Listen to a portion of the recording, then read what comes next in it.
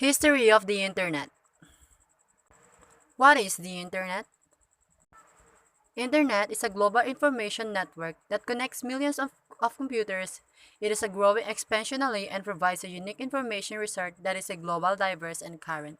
Internet helps everyone to connect, so it means Internet is a very useful device so that everyone can have a connections or a conversations.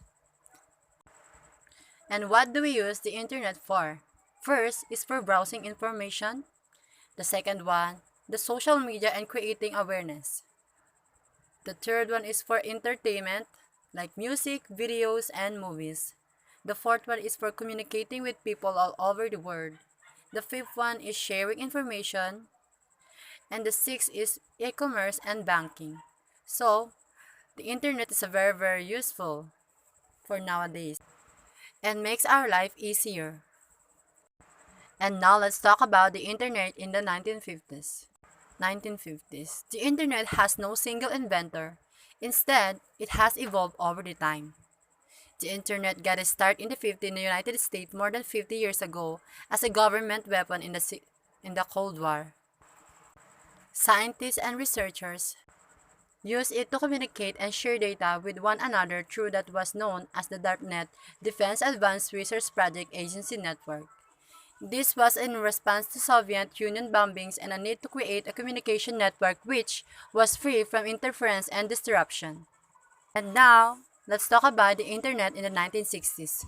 In 1962, a scientist from MIT and DARPA named J.C.R. Licklider proposed a galactic network of computers that could talk to one another. Such network would enable the government leaders to communicate even if the Soviets destroyed the telephone system.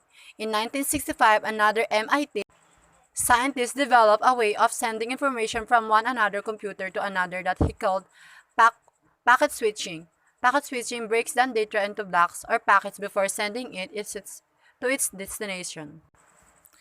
Without packet switching, the government's computer network, now known as the ARPANET, would have been just vulnerable to enemy attacks to the phone system.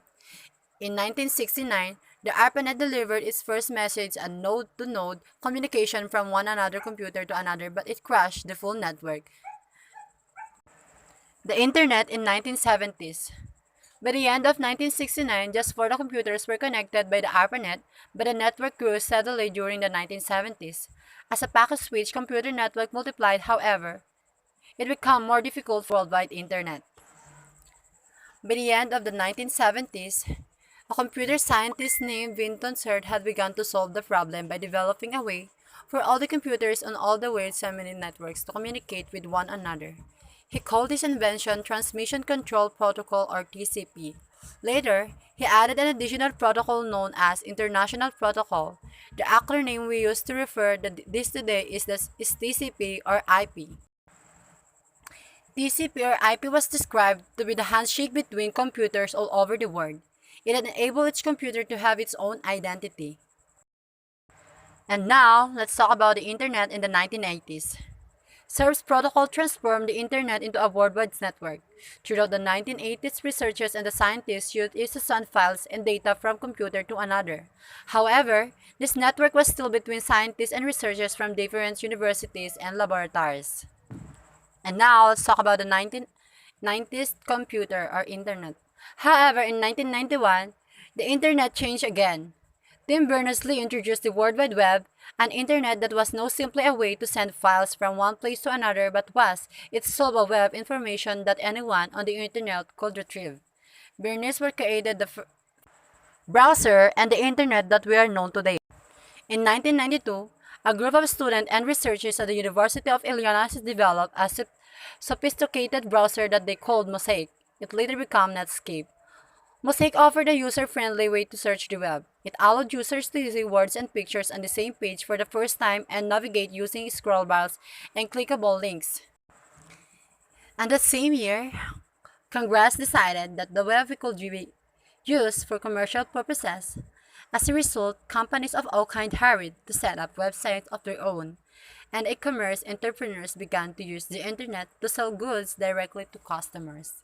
And more recently, social networking sites like Facebook have become a popular way for people of all ages to stay connected. And nowadays, internet makes the world go round. It makes everyone connected to each other, especially if you are far away to each other. Ano. Unlike before, we need to send emails or letter, stay connected to each other. So what do you think our life if there is no internet in our world nowadays? Thank you for your listening.